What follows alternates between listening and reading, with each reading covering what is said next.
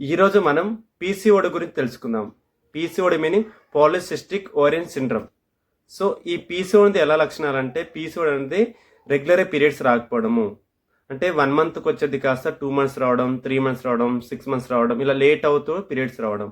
ఇంకోటి ఏంటంటే ఎర్లీగా రావడం, 15 డేస్కి ఒకసారి రావడం, కంటిన్యూగా బ్లీడింగ్ రావడం, ఇది కూడా పీసీఓడి లక్షణాలు. సో ఈ పీసీఓడి ఎందుకు వస్తుందంటే ఫస్ట్ మనం ఓవర్ వెయిట్ అయిపోవడము, అంటే మెల్లిమెల్లి వెయిట్ పెరిగిపోతున్నప్పుడు ఈ పీసీఓడిని యాడ్ అవుతూ ఉంటుంది. ఈ ఓవర్ వెయిట్ ఎలా అవుతున్నామంటే మనం కంప్లీట్గా ఫిజికల్ యాక్టివిటీ ఏం లేకుండా మనం బయట ఫుడ్ తినుకుంటూ జంక్ ఫుడ్ తినుకుంటూ అలాగా కంటిన్యూ కూర్చోడం వల్ల ఈ ఓవర్ వెయిట్ అవుతూ ఉంటాం.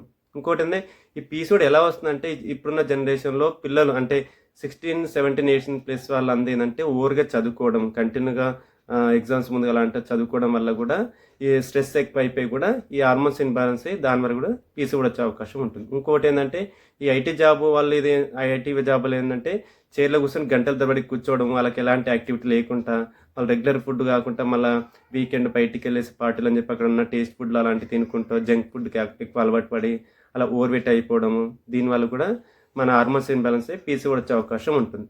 ఇంకోటి ఏంటంటే మన అసలు యాక్టివిటీ లేకుండా మనం రెగ్యులర్గా ఇంట్లో వర్క్ చేసుకుంటే అయినా కూడా కూర్చుంటే కూడా యాక్టివిటీ ఏం లేకుండా కూడా పీసీఓడి వస్తూ ఉంటుంది.